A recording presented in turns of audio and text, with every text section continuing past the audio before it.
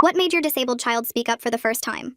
My son hasn't spoken a full sentence in 3 years, but on his first day of high school, I watched him wheel himself to the entrance ready to try. 3 hours later, I got the call that changed everything. Mrs. Gladwell, your son is in the nurse's office. There's been an incident. When I arrived, my son was on a cot, clothes torn, bruises already forming on his arms. His wheelchair was nowhere to be seen. The nurse wouldn't meet my eyes. What happened? Some students claim they were playing, she said carefully. Your son, he had to make his way to class without his chair. Made his way? He crawled. She whispered it like saying it quieter made it less horrific. Down the main hallway. Other students filmed it. My son, my baby who once spent 6 months learning to hold a pencil, had crawled across filthy school floors while teenagers filmed him. His hands were scraped raw. His pants were ripped at the knees. Where's his wheelchair? It was found in the dumpster behind the gym. The wheels are damaged. I wanted to scream. Instead, I knelt beside my son. He wouldn't look at me, just kept making this small sound in his throat, his warning that a meltdown was coming. Who did this? The principal, Mr.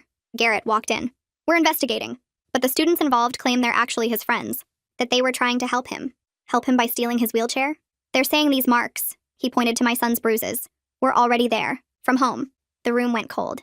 Excuse me? They're claiming you and your husband abuse him, that they were trying to document it for his safety. That's ridiculous. Is it? A woman suddenly walked in.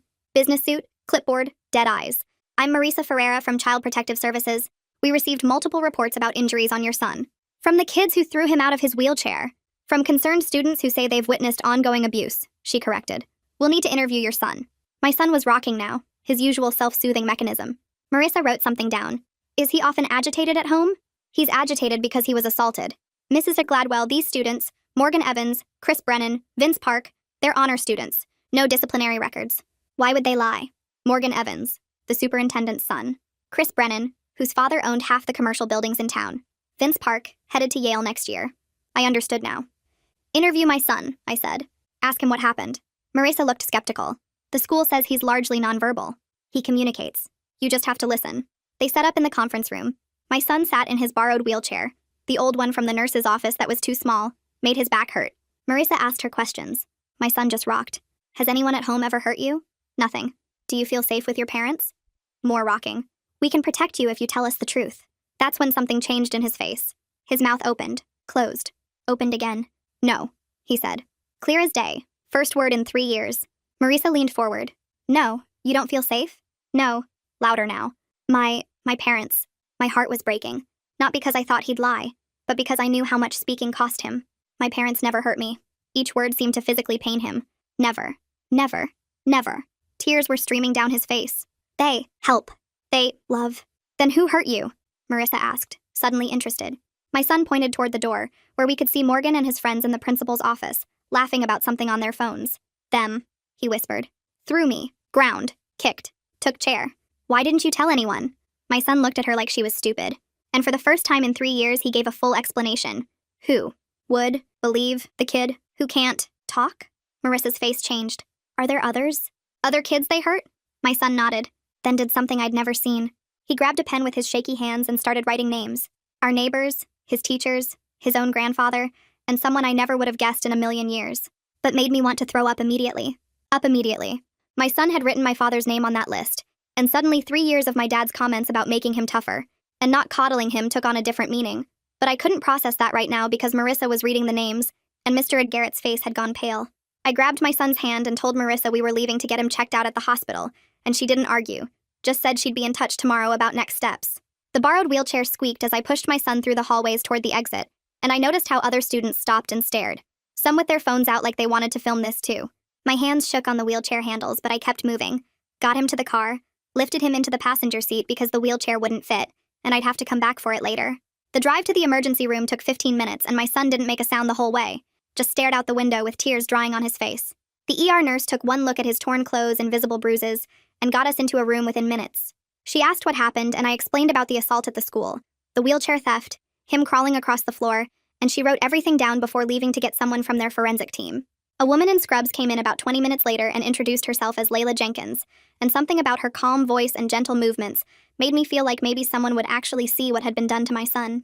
She explained she would photograph and document every injury, that this would create a medical record that could be used if we pursued legal action, and she asked my permission before touching him.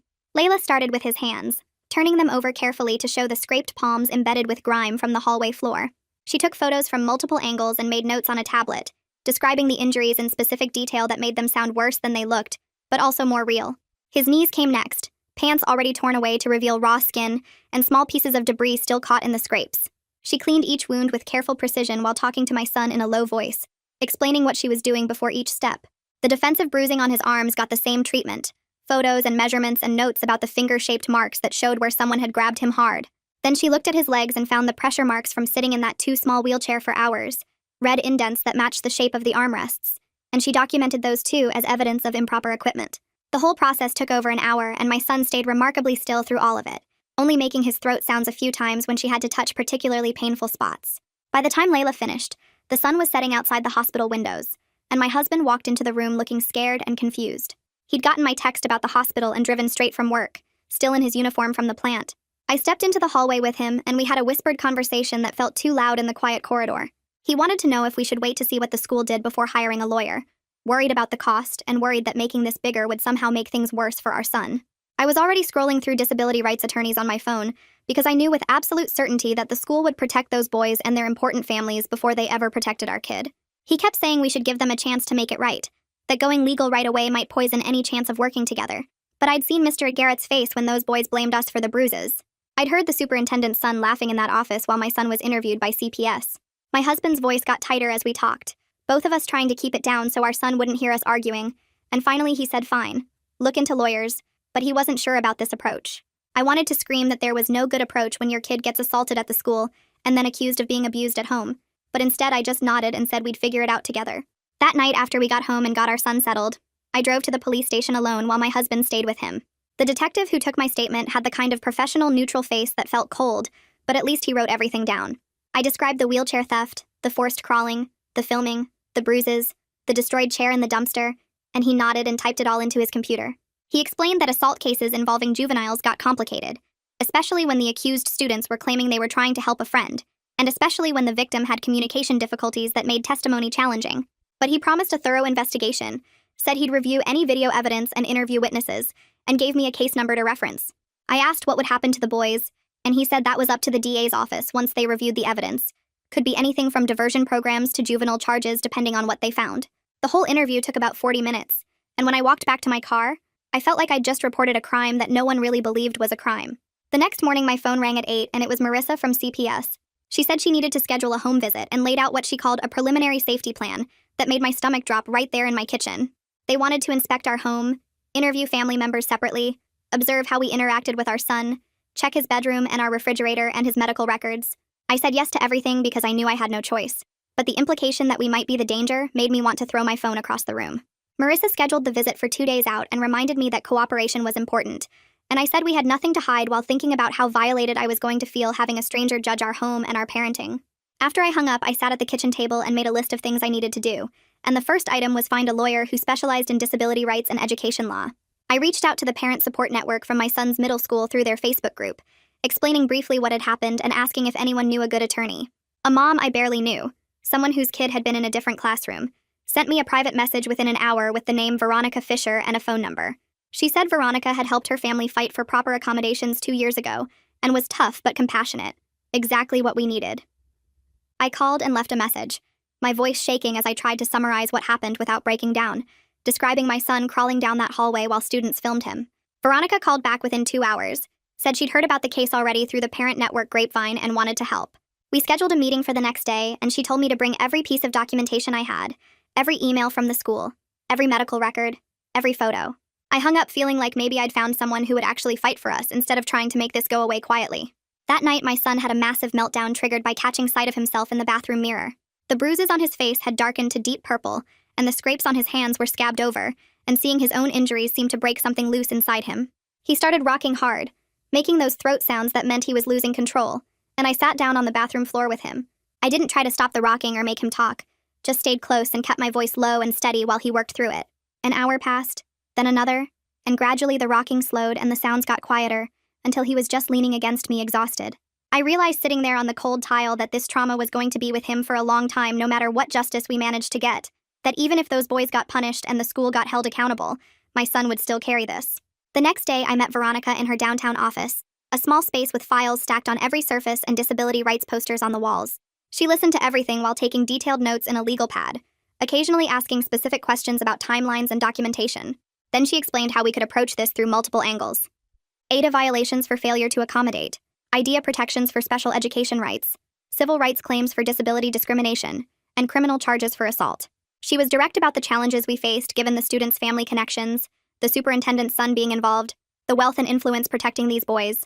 But her confidence that we had a strong case, that the evidence was clear and the law was on our side, gave me the first real breath I'd taken in days. She said she'd start with a litigation hold letter to preserve evidence and we'd build from there, and I signed her retainer agreement right there without even looking at the cost, because my son needed someone this competent on our side. That afternoon, I checked my email and found a message from the school district sent to all parents. It described an unfortunate misunderstanding between students and praised the school's commitment to student leadership and conflict resolution. No mention of assault. No mention of a stolen wheelchair. No mention of a disabled student forced to crawl across the floor. Just careful language about misunderstandings and the district's values. I forwarded it to Veronica with shaking hands, and she responded immediately that this was evidence of their PR strategy to minimize what happened, that they were already trying to control the narrative before we could tell the truth. That evening, a short video clip surfaced online, posted anonymously to a local Facebook group. Someone had filmed my son on the ground in the hallway, surrounded by students with their phones out recording him. The angle showed his face, showed the fear and confusion, showed him trying to pull himself forward with his scraped hands. I watched it once and felt physically sick. The humiliation of strangers seeing my child like that, making me want to delete every social media account I had. But I sent it to Veronica and she called me within minutes saying this public evidence actually strengthened our case, that the school couldn't claim this was a private matter between friends, when there was video proof of what happened and multiple students involved in filming it. My son saw himself in that video when another student texted it to him. I was in the kitchen when I heard the crash of his phone hitting the wall, and I ran to his room to find him hitting himself in the head with both fists. I grabbed his hands and called for my husband, and together we spent 2 hours using every technique we'd learned over the years to help him through it. Redirecting his hands, keeping our voices calm, not restraining him too much because that made it worse, just staying present while he worked through the overwhelming feelings. We tried his communication app, but he couldn't focus enough to type. Just kept hitting and rocking until he finally exhausted himself and collapsed against me. My husband and I looked at each other over our son's head, and I could see we were both thinking the same thing, that we were going to make sure those boys and that school understood exactly what they'd done to our kid. I stared at my father's name on that list and felt my stomach turn over.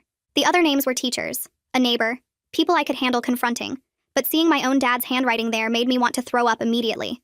I grabbed the paper and folded it before anyone else in that conference room could see all the names, then thanked Marisa for her time and got my son out of there as fast as I could manage.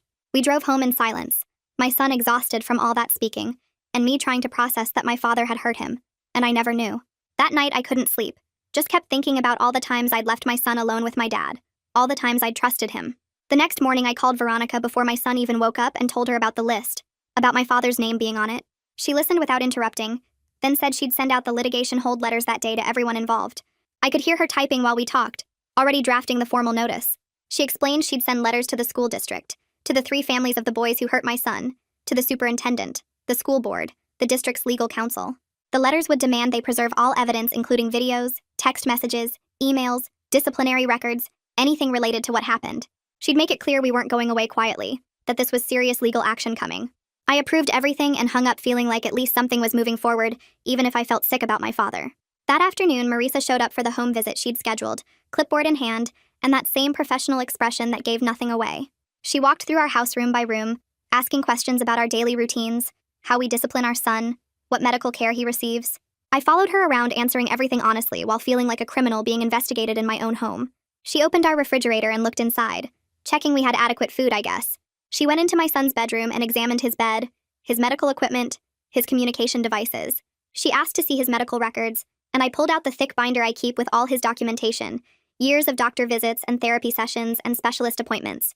Marisa flipped through it carefully, taking notes on her clipboard.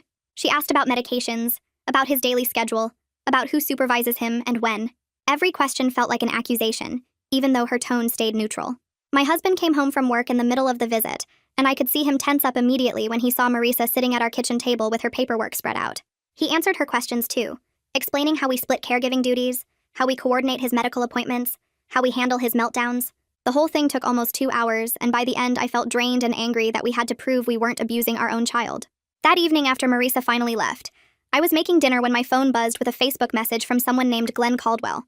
I almost ignored it thinking it was spam, but the preview text mentioned disability rights and education issues. I opened it and read that he was a journalist covering these topics for the local paper, and he'd heard about what happened to my son. He asked if I'd be willing to talk about it, said he wanted to tell the story properly, and shine light on how schools fail disabled students. I stared at the message for a long time, my finger hovering over the reply button. Part of me wanted to say yes immediately, wanted someone to tell the truth publicly about what those boys did and how the school protected them. But another part of me was terrified of making things worse, of my son's face and name being in the paper, of more attention and more people judging us. I told Glenn I needed to think about it and talk to my attorney, then closed Facebook and tried to focus on getting dinner on the table. The next day, I got a phone call from a number I didn't recognize, and when I answered, a woman's voice asked if I was the mother of the boy who was hurt at the high school. My whole body went tense, ready for another attack or accusation. But she said her daughter had autism and went to the same school, and she wanted me to know Morgan and his friends had mocked her daughter multiple times over the past year. She described incidents in the cafeteria, in the hallways, cruel comments about her daughter's stimming behaviors and social difficulties. Every time she'd reported it to the school, they'd dismissed it as normal teenage teasing, boys being boys, nothing serious. She said she was too afraid to come forward officially because her daughter was graduating in a few months, and she didn't want to jeopardize that, or make her daughter a target for more harassment. But she wanted me to know I wasn't alone, that this was a pattern, that Morgan had hurt other kids and gotten away with it because of who his father was. After we hung up, I sat there feeling this strange mix of validation and rage. Validation that I wasn't crazy, that this wasn't just about my son, that there was a pattern of behavior the school ignored. Rage that other kids had suffered and nothing changed, that the school protected bullies instead of victims. That night, my husband and I had our first real fight since all this started. He'd been supportive through everything, but when I told him about Glenn the journalist and that I was considering talking to him, my husband's face changed. He said he was worried about our son becoming a public spectacle, about strangers knowing our business, about the boys' families coming after us harder if we went public. I argued that silence was exactly what let people like Morgan get away with hurting kids, that maybe public pressure was the only way to force real change. We went back and forth for over an hour, voices getting louder, neither of us budging. He kept saying he just wanted to protect our family, keep us safe and private. I kept saying that speaking up was how I protected our son, how I made sure this didn't happen to other kids. We didn't resolve anything before bed, just went to sleep angry on opposite sides of the mattress, and I lay there in the dark, feeling this new stress layered on top of everything else. The next morning, I checked my email and found a message from the school proposing a meeting to discuss what they called a restorative justice approach. I opened the attached document and read through their proposal with growing disbelief. They wanted to facilitate a conversation between my son and the students involved, have them talk through what happened and work toward reconciliation. The proposal even suggested having one of those students serve as my son's peer buddy to help him navigate school and build positive relationships. I read it twice to make sure I was understanding their audacity correctly. They wanted my son to sit down with the boys who threw him out of his wheelchair, who filmed him crawling, who then accused us of abuse and have a friendly chat about feelings. They wanted one of his attackers to be his helper at the school. I forwarded the email to Veronica with the subject line asking if they were serious, my hands shaking with anger as I typed. Veronica responded within minutes, her email explaining this was a classic institutional move to avoid accountability by framing assault as a relationship problem that could be solved with dialogue. She said schools loved restorative justice because it let them avoid real consequences for students and claimed they were being progressive and trauma-informed. She drafted a response declining their proposal and reiterating our demands for proper investigation and real consequences for everyone involved. I read her letter and approved it immediately, hitting send with satisfaction. I felt relieved to have someone who spoke their language and wouldn't let them manipulate us with their therapeutic buzzwords and false concern. That evening, I sat down with my son after dinner, thinking about what Layla the nurse had said about gentle questioning and giving him time. I pulled up his communication app on his tablet and asked if there were other people who had hurt him that we needed to know about. He looked at me for a long moment, then slowly started typing on the screen with his shaky fingers. It took almost 20 minutes, him typing and deleting and typing again, his face scrunched up in concentration. Finally, he turned the tablet toward me, and I read through the names he'd listed. Some I expected from the paper list he'd written at the school. Some were new. And then I saw my father's name again, spelled out clearly this time, and my heart broke all over again. I asked my son if he wanted to tell me what happened with Grandpa, and he typed out short phrases describing how my father would grab his arms too hard, would yell at him for stimming, would call him weak and say he needed to toughen up. Each word felt like a knife. I called my father that night after my son was asleep, my hands sweating as I dialed. When he answered, I didn't bother with small talk, just asked him directly if he'd ever hurt my son. There was this long silence on the other end of the line, and then my father said he was just trying to teach him to be tougher. He said coddling wasn't going to help my son in the real world, that sometimes kids needed firm handling to learn. I felt something cold settle in my chest as I listened to him make excuses. I told him he wasn't welcome around my son anymore, that he needed to stay away from our family. He started to argue, his voice getting defensive and angry, but I hung up before he could finish. I sat in my dark kitchen crying for the relationship I thought we had, for the father I thought he was. The next morning, I woke up to an email from Ahmed Clark, a school board member I'd never met or heard of before. He said he'd heard about the situation with my son and wanted to meet privately to discuss options. I read his message multiple times, immediately suspicious of his motives. Was he genuinely concerned, or was this damage control? The district trying to manage me through a friendly board member? I forwarded the email to Veronica asking what she thought. She called me back within an hour and said having a board member engaged could be strategically useful if we were careful, that we should meet with him but not share anything we wouldn't want the district to know. She said to listen more than talk, to feel out whose side he was really on. I wrote back to Ahmed agreeing to meet, my finger hesitating over the send button as I wondered if I was making a mistake. The next day, I drove to the coffee shop Ahmed suggested, a small place near the district office that made me wonder if meeting here was strategic on his part. He was already sitting at a corner table when I walked in, a guy in his 40s wearing a polo shirt and khakis, looking more like a dad at a soccer game than a school board member. He stood up when he saw me and shook my hand with a firm grip that felt genuine. Then we both sat down and ordered coffee from the server who came by. Ahmed didn't waste time with small talk. He leaned forward and said the district had a long history of protecting certain families, especially ones with money or political connections, and that he'd been trying to change that culture from within for the past 2 years since he got elected to the board. I asked him directly if he could help us, and he was honest in a way that actually made me trust him more. He said he couldn't promise specific outcomes because he was only one vote on a 7-member board. But if we filed a formal complaint with the board about what happened to my son, he would push hard for an independent investigation instead of letting the district investigate itself. I left that coffee shop feeling something I hadn't felt in days, a cautious hope that maybe not everyone in the system was working against us. 3 days later, I got an email from the school scheduling an emergency IEP meeting, and when I forwarded it to Veronica, she immediately called me and said she was coming as my advocate, that I shouldn't walk into that room alone. The morning of the meeting, I picked her up from her office and we drove to the school together, and she spent the whole drive coaching me on what to expect and what language to use. When we walked into the conference room, my stomach dropped because the district had brought their own attorney, a sharp-looking woman in a suit who introduced herself as the district's legal counsel, plus the principal, the special education coordinator, and the school psychologist. It was 5 of them and 2 of us, and the power imbalance was so obvious it made my hands shake. But Veronica matched their energy immediately, setting her briefcase on the table with a solid thunk and pulling out her own stack of papers. She started by laying out exactly what accommodations my son needed to safely return to the school, speaking in this calm but firm voice that made it clear she knew the law better than they did. She talked about his communication needs, his mobility requirements, the documented safety risk given what had just happened, and the district's legal obligation under IDEA to provide a free, appropriate public education in the least restrictive environment. During the meeting, I spoke up and requested an independent educational evaluation and a one-on-one aid for my son, citing both his communication needs and the clear safety risk. The district attorney jumped in immediately, saying that budget constraints made a full-time aid unrealistic and that they needed to balance my son's needs with the needs of other students in the district. I felt my face get hot because I knew this was coming. But Veronica was ready. She looked directly at the attorney and explained in this measured tone that budget is not a legal justification for denying necessary accommodations under IDEA, and that if the district couldn't provide appropriate services, they were required to contract with outside providers at their expense. She pulled out printed court cases to back up what she was saying, sliding them across the table one by one. The special education coordinator looked uncomfortable, and the principal kept glancing at the district attorney like he was hoping she would make this go away. Veronica kept talking, explaining that we had documented evidence of the assault, medical records showing my son's injuries, and witness statements about the school's failure to intervene, and that all of this would become part of the public record if we had to file for due process. That afternoon, after I got home and was still processing everything that happened in that meeting, my phone dinged with a new email from an address I didn't recognize. The subject line just said security footage, and my heart started pounding before I even opened it. The email itself was blank except for an attachment, a video file that took a minute to download. When I clicked play, I saw hallway security camera footage from the day of the incident, and I could see everything. The timestamp showed it was right before lunch period.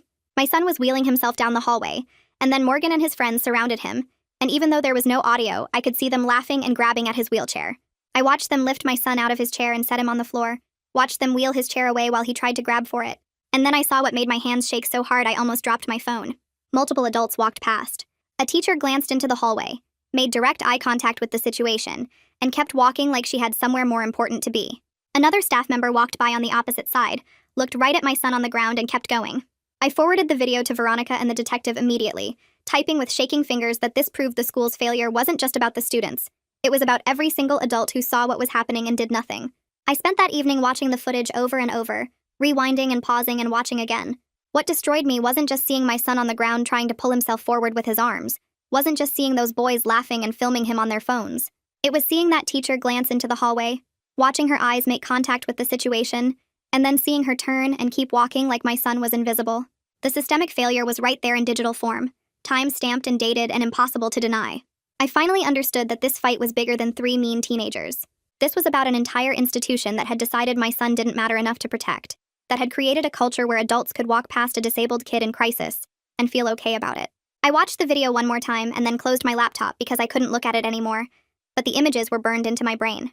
The detective called the next morning while I was making coffee, and I answered on the first ring hoping for good news. He said the video was helpful and they were definitely using it in their investigation, but then his tone changed and I knew what was coming. The DA was hesitant to file assault charges against juveniles based primarily on humiliating footage, rather than evidence of serious physical injury. He explained that prosecutors had to think about what they could prove in court, and what a jury would convict on, and that cases involving disabled victims and privileged defendants were always tricky. I felt something cold settle in my chest as he talked. He suggested we focus on the civil case and school accountability, said that might be where we'd see more results. It felt like the system failing us again, but at least he was being honest about the limitations instead of making promises he couldn't keep. I thanked him for his time and hung up, then sat at my kitchen table staring at nothing for a long time. When I called Veronica later that morning to tell her about the detective's call, she didn't seem surprised. She said she'd been thinking about our strategy anyway, and wanted to pivot our approach. She suggested we file a civil rights lawsuit against the district for disability discrimination and failure to protect, which would put serious pressure on them to settle and implement real policy changes. She outlined the risks in her usual straightforward way. It would be public, meaning our names and my son's situation would be in court documents that anyone could access. It would take time, probably months or even over a year before we saw any resolution. And we might not win everything we were asking for, because juries were unpredictable and judges had a lot of discretion. But she also explained that doing nothing meant the next disabled kid who enrolled in that district would face the same treatment, the same institutional indifference, the same adults walking past when they needed help. I told her I needed to talk to my husband before making that decision, but I already knew what my answer would be. That night, I showed my husband the security footage, and I watched his face change as he saw what I'd been seeing on repeat in my head. We sat together on the couch after the video ended, and had the conversation we'd been avoiding for days about whether to talk to Glenn the journalist. My husband was scared. I could see it in how his hands kept clenching and unclenching, scared of our son becoming a public spectacle, and scared of the attention it would bring to our family. But after watching that footage of adults walking past our child, something shifted in him. He said if the system wouldn't hold people accountable through criminal charges, maybe public awareness could force institutional change. We decided together that night, sitting in our quiet living room with the video paused on my laptop screen, that we would do the interview. The next morning, I called Glenn and agreed to talk, with the conditions that our names would be kept confidential, and my son's identity would be protected. Glenn said he understood, and that he'd work with us to tell the story in a way that focused on the institutional failures rather than exploiting my son's situation. 2 days later, my phone rang with a number I didn't recognize, and when I answered, a woman introduced herself as Lucille Horton, the CPS supervisor reviewing Marissa's initial findings. Her tone was noticeably different from Marissa's, more measured and less suspicious from the very first sentence. She said she'd reviewed all the documentation, looked at the medical records from the hospital, examined the security footage, and interviewed the school staff. She acknowledged that the evidence clearly supported our account of what happened, and that the coordinated reports against us appeared to have been retaliatory, likely filed by the families of the students involved to muddy the waters. She explained that while she couldn't close the case immediately because protocol required a certain timeline, she was downgrading the safety concerns and reducing the monitoring frequency. We'd have one more follow-up visit in a month, and then the case would be closed with no findings. I thanked her and felt a small weight lift, even though I was still angry that the investigation had happened at all. Angry that we'd been put through that extra layer of trauma just because some rich families wanted to protect their kids. That evening, I was in the kitchen making dinner when my son came in using his communication app on his tablet. He'd been practicing with it more since the incident, getting faster at typing even with his shaky hands. He rolled up next to me and turned the tablet screen toward me, and I read the sentence he'd typed out slowly and carefully, over what must have been 10 minutes. I want to go back to the school, but I'm scared. The words were so simple, but they gutted me because they showed he was still thinking about his future, even after everything that happened. We sat together at the kitchen table, and I promised him that we wouldn't send him back until we had real protections in place, until we knew he'd be safe and supported. He nodded, and his fingers moved across the screen again, typing out "thank you," and I had to turn away for a second because tears were running down my face.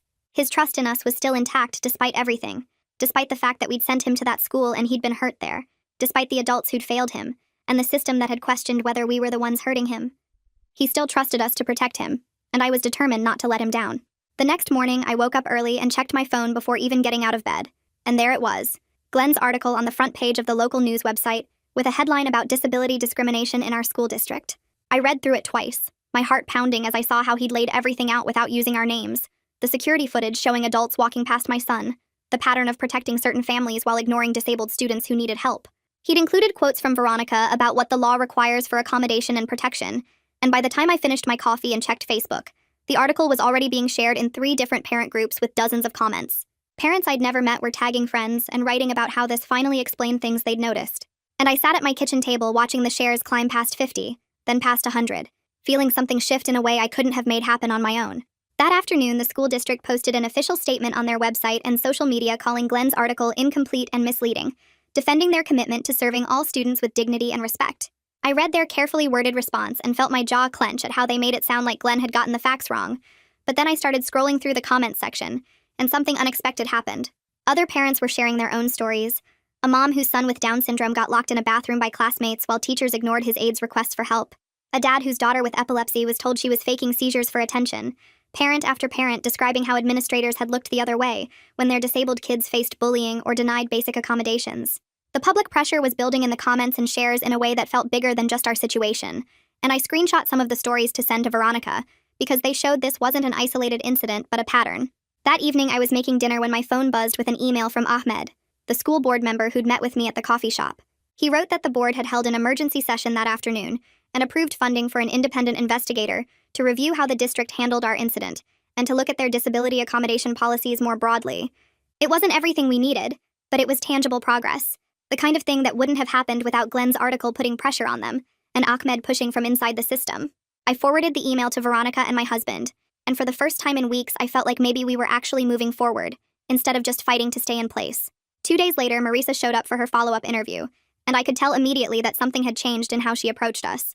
She went through her checklist and asked her questions, but this time she was clearly just completing the required process, rather than looking for problems. She walked through our house and noted that our son appeared well cared for, that our home was safe and clean and appropriate for his needs, that the medical records and therapy schedules showed consistent care. She sat at our kitchen table and told us the allegations against us had not been supported by any evidence, and that she'd be recommending the case be closed with no findings. I thanked her and felt a small weight lift off my shoulders, even though I was still angry that we'd been put through this investigation at all. Angry that those boys and their families had been able to weaponize CPS against us, just because they didn't want to face consequences.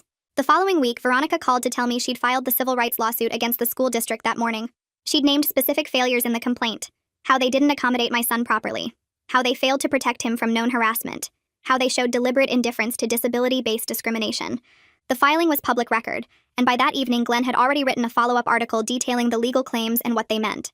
I read his piece while my son was at therapy, and it generated another wave of comments and discussion about how the district treated vulnerable students, parents sharing the article and talking about whether their own kids' schools did any better. Within 3 days, the district's attorney reached out to Veronica about setting up mediation. She called me to explain that this was standard, that they wanted to avoid the discovery process and a trial that would expose more of their institutional failures to public scrutiny. We talked through the pros and cons, and I told her we'd agree to mediation, but only if it was clear we weren't interested in a settlement that just gave us money while letting them continue the same policies that had put my son in danger. She said she'd make that position clear to their attorney, and we scheduled the mediation for 3 weeks out to give both sides time to prepare. Around the same time, my son started working with a new speech therapist who specialized in augmentative communication. She came to our house twice a week and brought a tablet with a more sophisticated app that let him build longer sentences and save phrases he used frequently. I watched him work with her, his shaky hands moving slowly across the screen as he learned the new interface. And one afternoon, he successfully typed out a full complex thought about wanting to try a new food he'd seen at the store. His face lit up when the app read his sentence aloud in its mechanical voice. And I felt this surge of hope watching him gain tools to advocate for himself and communicate what he needed without having to struggle through speaking words that cost him so much effort. Then someone online figured out who we were, despite Glenn's attempts to protect our identity, and the harassment started. Messages appeared in my Facebook inbox calling me an attention-seeking parent who was exploiting my son's disability for money and fame. Someone created a fake account to comment on every post I made, accusing me of coaching my son to lie and using him as a pawn in a lawsuit. I screenshot everything and sent it to Glenn, who advised me to document all of it, adjust my privacy settings, and not engage with the harassers no matter how much I wanted to defend myself. He wrote another piece a few days later about how families who speak up about disability discrimination routinely face this kind of retaliation, how it's designed to silence them and make them back down, and reading it helped me understand that the harassment meant we were threatening people who benefited from the current system.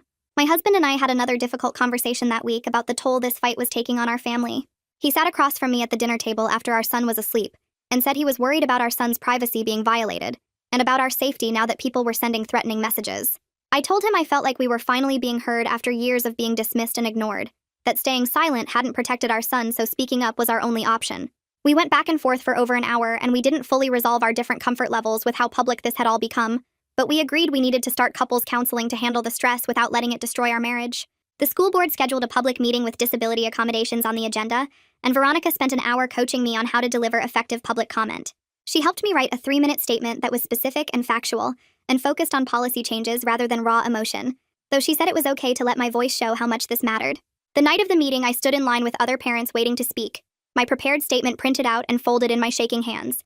When they called my name, I walked to the microphone and looked out at the board members and the audience and started reading, my voice only shaking a little as I described what happened to my son and what needed to change to protect other disabled students.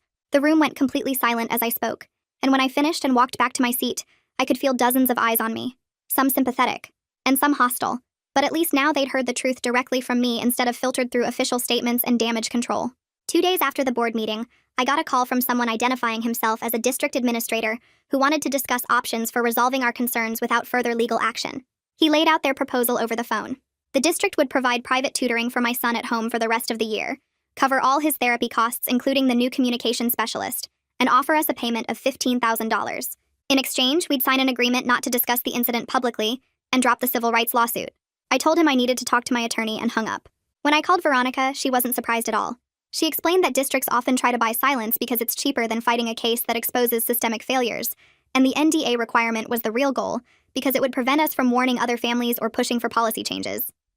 We talked through the pros and cons for almost an hour. The money would genuinely help with medical bills, and the tutoring would give my son a safe learning environment, but signing away our right to speak felt wrong. I kept thinking about the other parent who'd called me, the one too scared to come forward because her daughter was graduating soon. If we took this deal and stayed quiet, how many more kids would get hurt because no one knew the pattern existed? Veronica said the choice was ultimately mine, but that she'd seen too many families take settlements, and then watch the same thing happen to someone else a year later. I told her we weren't signing. 3 days later, I received a personal email from the superintendent himself, Morgan's father. He wrote that as a parent, he understood my concerns, and wanted to meet privately to discuss how we could move forward in a way that protected all the students involved. He suggested coffee at a neutral location, just the two of us, no lawyers or formal proceedings. He ended the email by saying that sometimes parent-to-parent conversations could accomplish more than legal battles. I forwarded it to Veronica immediately. She called me within 20 minutes and her tone was sharper than usual. She explained this was a classic intimidation tactic dressed up as reconciliation, that he either wanted to pressure me into backing down or get me to say something without legal protection that they could use against us later. She strongly advised me not to meet with him under any circumstances. I spent that evening drafting a response email with Veronica's guidance. I kept it professional and brief, stating that all communication regarding this matter needed to go through my attorney and copying Veronica on the message. I hit send and felt this weird mix of relief and anxiety, knowing I'd just refused a direct request from someone with significant power in our community. Glenn's investigative piece came out the following Monday morning, and it was much longer and more detailed than his first article. He'd interviewed 3 different disability rights lawyers who all said our district had significantly higher rates of accommodation denials compared to similar districts in the state. He included quotes from 2 former district employees who spoke anonymously about pressure they'd felt to minimize special education costs and protect certain families from consequences. The article laid out specific data showing that students with wealthy or politically connected parents faced discipline at much lower rates than other students, even when the violations were identical. By that afternoon, the comments section had exploded with parents sharing their own stories, and the article was shared across multiple parent groups and disability advocacy networks. 2 days later, Glenn called to tell me the state education department had announced they were opening a compliance review of the district's special education practices. He sounded excited but cautioned that state reviews moved slowly and didn't always result in meaningful changes, but at least it was official scrutiny from outside the district's control. Lucille from CPS called me that same week to officially close our case. She went through the formal language about no findings of abuse or neglect and how the investigation was complete. Then her tone shifted slightly, and she acknowledged that the timing and coordination of the reports against us had raised questions, especially given that they all came from families connected to the students involved in the incident. She couldn't say more than that officially, but the implication was clear. She offered to connect us with family support services that could help with respite care and therapy resources, explaining that even though the case was closed, we qualified for voluntary support programs. I accepted immediately because we desperately needed more help managing everything.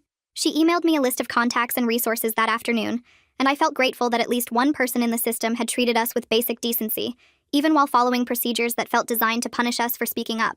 Ahmed reached out to update me on the independent investigator the board had hired. He couldn't share too much because the investigation was confidential, but he told me the investigator had a strong background in disability rights law and education compliance, and wasn't someone who would write a whitewash report just to protect the district. I gathered all our documentation, made copies of everything including the security footage, and created a detailed written timeline of every interaction from the first day of school through the present. The investigator's assistant contacted me to schedule a meeting, and I spent hours preparing, organizing everything chronologically, and highlighting the key failures at each stage. When I met with the investigator, she listened carefully and took extensive notes, asking specific questions about accommodation requests we'd made before the incident and how the district had responded. She didn't make any promises about her findings, but her questions suggested she understood the systemic nature of what had happened.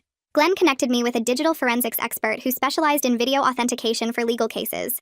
She reviewed all the footage we had, both the clips that had been posted online and the security camera footage from the hallway. She confirmed everything was authentic and unedited, and she pulled metadata that showed exactly when and where each video was filmed. She explained that defense attorneys often try to claim videos are taken out of context or edited to look worse than the actual events, so she prepared a detailed technical report that addressed those arguments before they could be made. The report included timestamps, device information, and frame-by-frame analysis showing no signs of manipulation. Veronica was thrilled when she reviewed it, saying this kind of expert testimony could be crucial in mediation because it eliminated any wiggle room for the district to claim the videos didn't show what they clearly showed. The following week, I received a call from an attorney representing Vince Park. He explained that Vince wanted to apologize directly to our family and was willing to provide a detailed statement about what happened and who else was involved in exchange for our support of reduced consequences for him.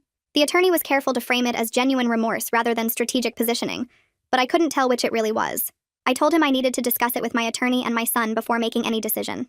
That night, I sat with my son and used his communication app to explain the request. He took a long time typing his response, his hands shaking as he worked through the words. Finally, the app read out his answer. He said he was angry at all of them, but that Vince was the only one who seemed sorry, and he wanted to hear what Vince had to say, even though it wouldn't fix anything. I called Veronica the next morning, and we talked through whether this was genuine accountability or just Vince trying to get a lighter punishment. She said it could be both, that people's motivations are rarely pure, but that having one of the students willing to provide detailed testimony about the incident and the planning behind it could strengthen our case significantly. We agreed to consider it but made no promises about supporting reduced consequences. My son surprised me a few days later by using his communication app to tell me something he'd been holding back. He typed slowly and carefully, building a long message about a teacher at the school. He said there was a teacher named Miss Ed Broderick who used to make comments in class about how he needed to be toughened up, and that getting special treatment wasn't helping him learn to deal with the real world.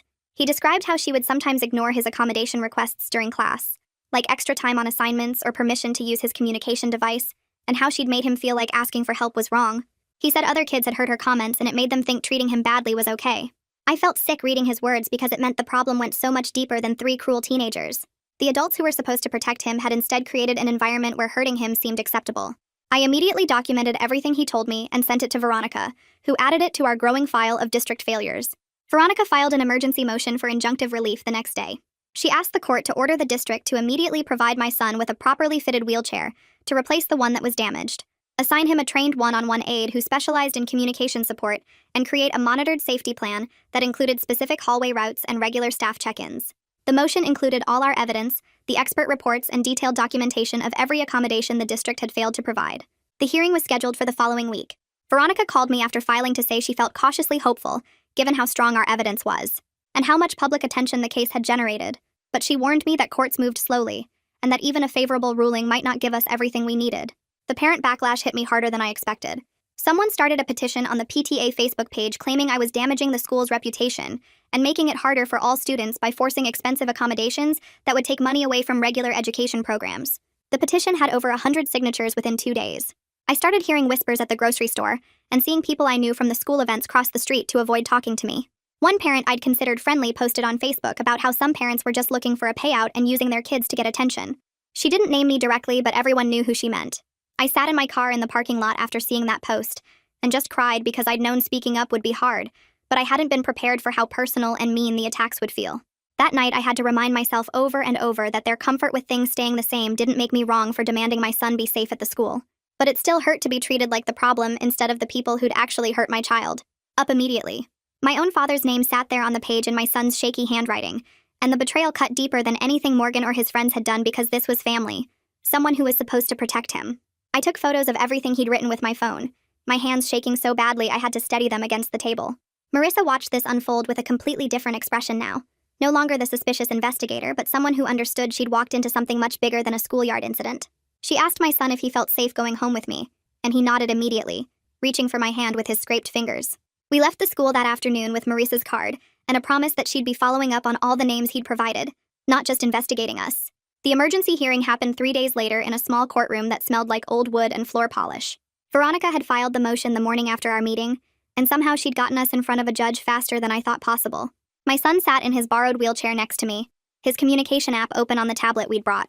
The district's attorney was a tall woman in an expensive suit who kept shuffling papers and whispering to the superintendent, who'd shown up personally probably because his own son was involved. The judge was an older woman with gray hair pulled back tight, and she looked at my son with the first genuine interest I'd seen from any official in this whole mess. Veronica stood and explained what we were asking for, laying out the documented safety failures and the immediate need for accommodations. Then she did something brilliant. She asked the judge if my son could provide testimony using his communication app, with her reading his typed responses aloud for the record.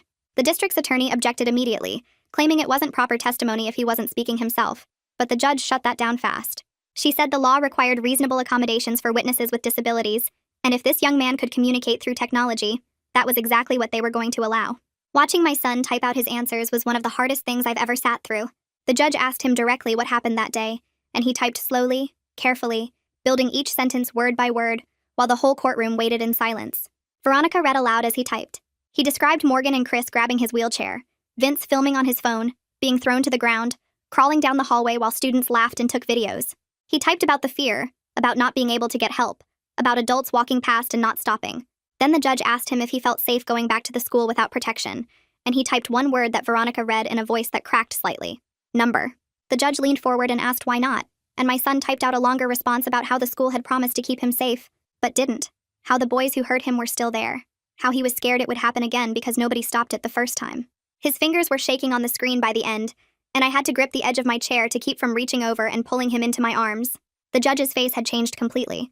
She looked at the district's attorney and asked a question that made my chest tight with hope. She wanted to know why, given everything that had been documented, the district hadn't already provided the basic accommodations my son needed to be safe at the school. The district's attorney gave some answer about needing time to assess the situation properly, and concerns about setting precedents for accommodation requests. But the judge wasn't having it. She flipped through the documents Veronica had submitted, stopping on pages that must have shown the medical records and the security footage.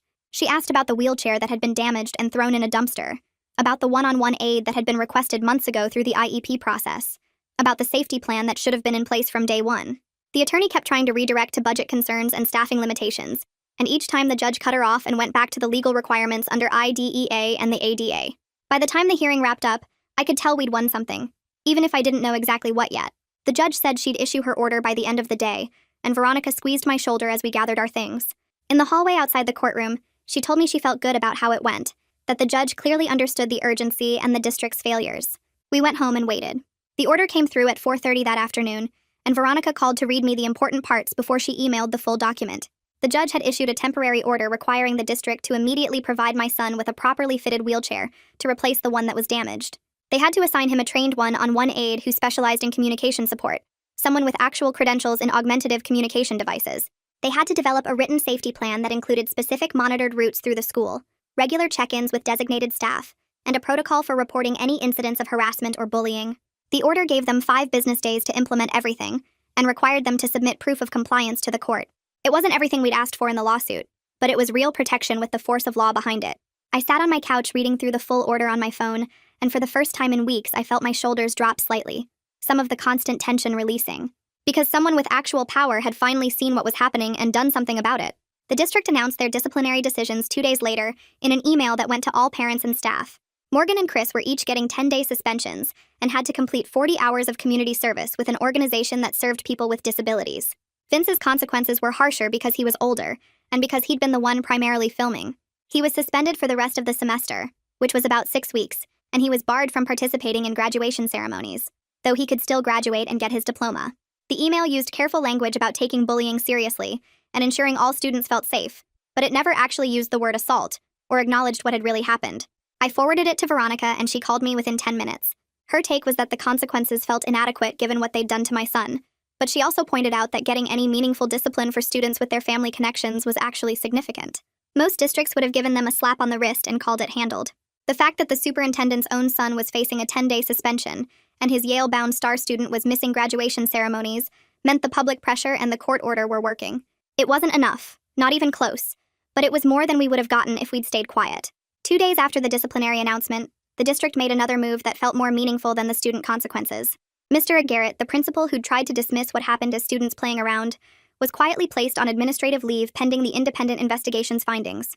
The announcement came through an email from the superintendent's office using vague language about personnel matters and the need for objective review processes. At the same time, the school nurse who'd failed to properly document my son's injuries and hadn't reported the incident to authorities received a formal reprimand that went in her personnel file. Ahmed emailed me privately to say that both actions were direct results of the pressure the board had been getting and the preliminary findings from the independent investigator. The investigator had apparently found significant gaps in how the incident was handled from the moment my son arrived at the nurse's office. These administrative consequences felt more meaningful to me than the student discipline, because they acknowledged that the adults who were supposed to protect my son had failed, and there were professional costs for that failure. Lucille from CPS called one final time about a week after the court hearing to officially document the case closure. Her tone was completely different from Marissa's had been, professional but with actual warmth underneath. She told me that while the case was closed with no findings of abuse or neglect against us, they were keeping it in the system under a designation called services offered. That meant if we ever needed access to family support resources like respite care or therapy assistance, we could contact CPS and they'd help connect us without having to open a new investigation.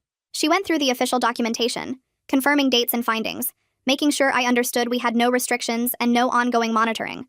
Then she said something off the record that made me feel seen in a way I hadn't expected. She told me she was glad we'd fought back, that too many families didn't have the resources or energy to challenge coordinated false reports like the ones that had been filed against us. She said cases like ours, where the reports were clearly retaliatory and the evidence overwhelmingly supported the family, helped CPS recognize patterns and be more skeptical of suspicious reporting clusters. It didn't erase the violation of being investigated in our own home, but it helped to know that someone inside the system understood what had really happened. We spent the next week adjusting to the new routine with my son's aide. Her name was Rita, and she was a patient woman in her 50s, with gray streaks in her dark hair and gentle hands that never grabbed or rushed my son. She had actual training in augmentative communication, and years of experience working with kids who had complex communication needs. The first day she came to our house to meet my son before school started back, and I watched her introduce herself by showing him her own communication app and explaining how she'd help him use his. She never talked down to him, never acted like his communication challenges meant he couldn't understand or have opinions. She asked him questions and waited for his answers, no matter how long it took him to type them out. By the end of that first meeting, my son had typed that he felt okay about trying school again with her there. The properly fitted wheelchair arrived 3 days later, delivered by a medical supply company the district had contracted with under the court order. It was the right size, with proper support for my son's back and legs, and it had working brakes and smooth wheels that actually rolled properly. When my son sat in it for the first time, he actually smiled, this small, relieved expression that made me realize how much pain he must have been in using that too small loaner chair all this time. Rita helped him adjust the footrests and showed him how to lock the brakes himself, treating the wheelchair like the important mobility device it was, instead of just a chair with wheels. Glenn published his follow-up article about a week after the court hearing, and this piece focused on the policy failures the case had exposed and the changes being implemented. He quoted from the judge's order, laying out exactly what accommodations the district had been required to provide, and why those basics hadn't been in place from the start. He included quotes from Ahmed about the school board's commitment to reviewing accommodation procedures district-wide, not just at the high school. The article mentioned the independent investigation and the administrative consequences for the principal and nurse, framing the whole situation as a catalyst for broader reform in how the district handled disability accommodations and bullying reports. Glenn had also gotten quotes from disability rights advocates talking about how common these failures were, and how most families never had the resources to fight back the way we had. Reading the article helped me feel like the pain we'd been through might actually prevent other families from suffering the same way. It wasn't just about my son anymore. It was about changing a system that had failed too many kids for too long. Veronica called me on a Tuesday afternoon to say the district wanted to proceed with formal mediation, rather than risk going to trial. She'd been expecting this because districts almost always preferred to settle once they realized they were facing strong evidence and bad publicity.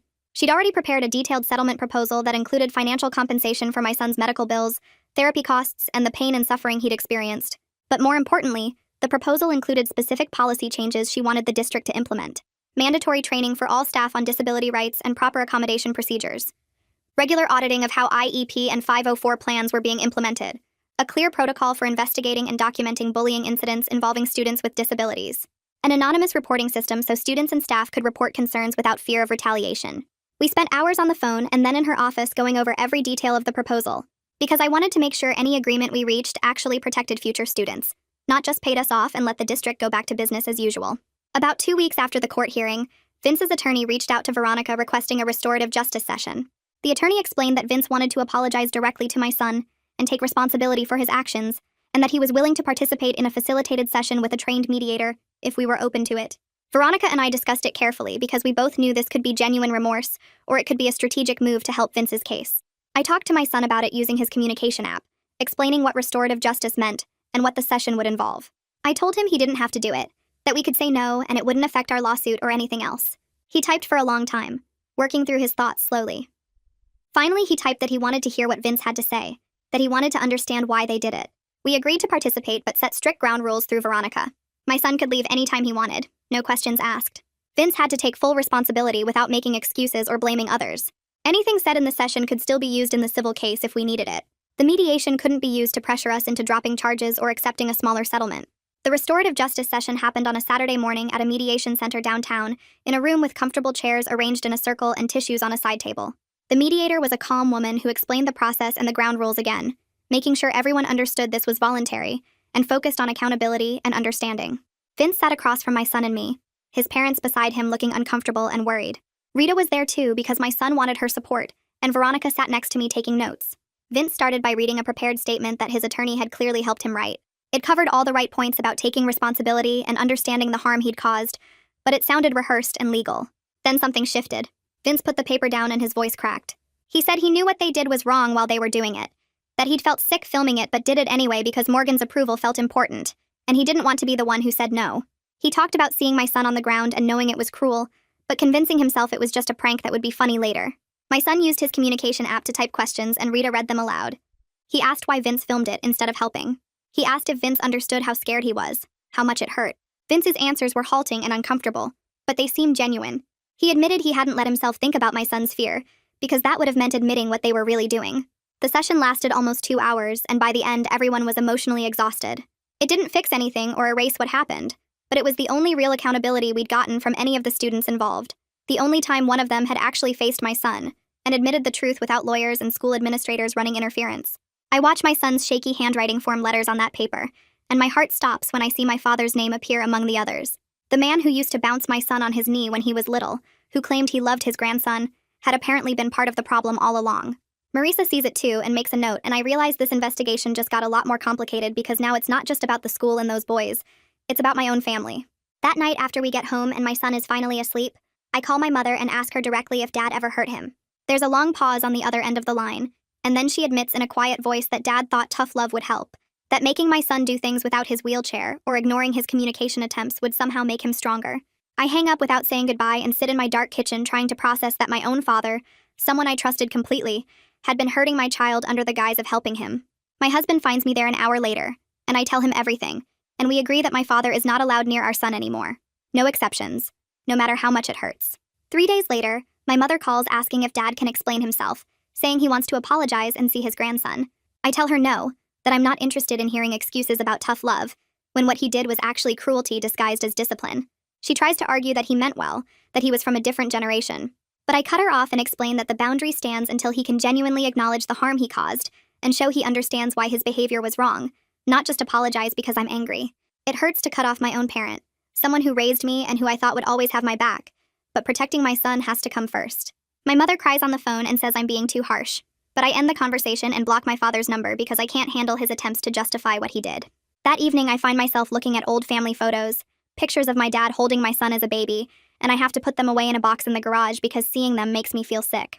The school year continues, and about 2 weeks after the restorative justice session, I get an email from the district with a single-line announcement that Mr. Broderick, the teacher my son identified, is resigning effective at the end of the semester. There's no explanation, no acknowledgement of why she's leaving, just a bland statement thanking her for her years of service. I forward it to Veronica, who confirms this is typical, that the district accepted her resignation to avoid the mess of a formal investigation or termination hearing.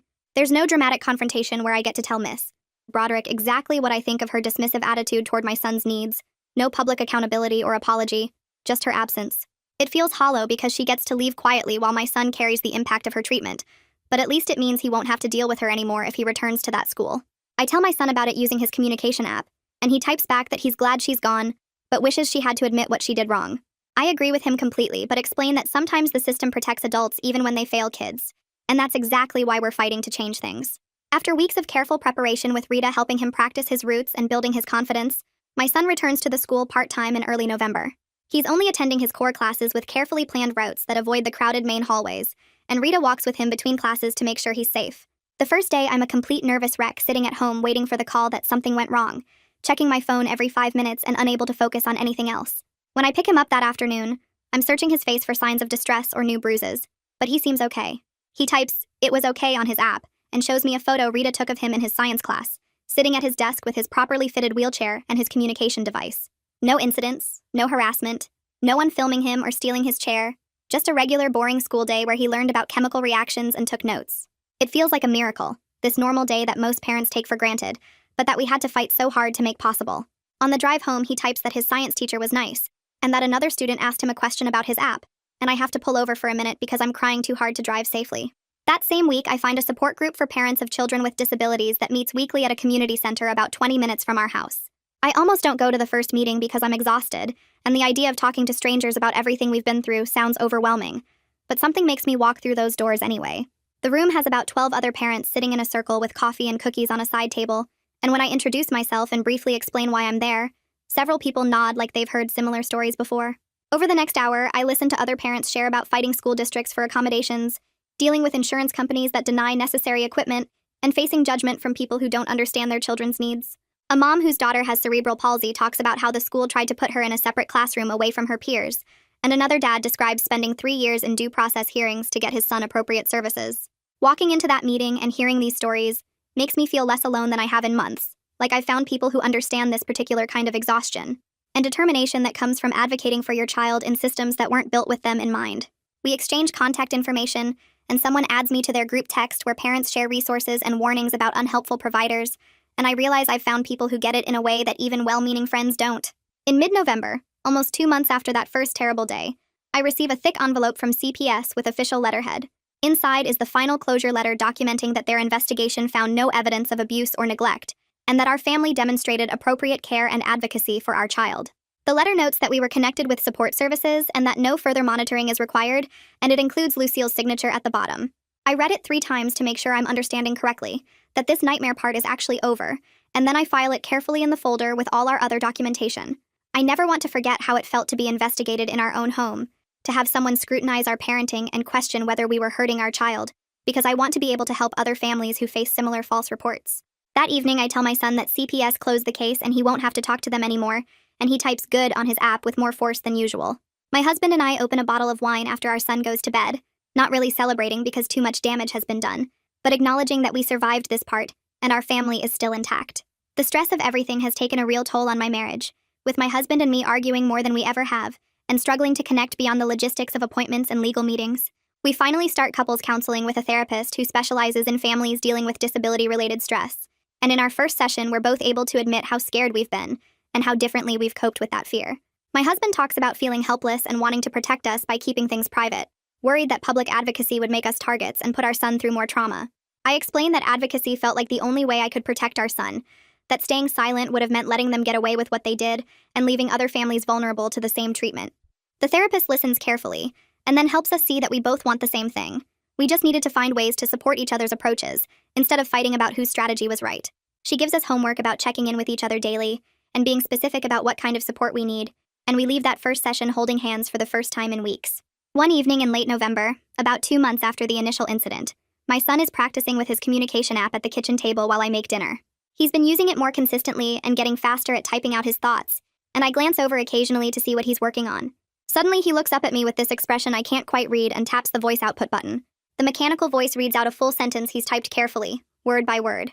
The app says, "I am proud of myself for being brave," in that flat, computerized tone that somehow makes the words even more powerful.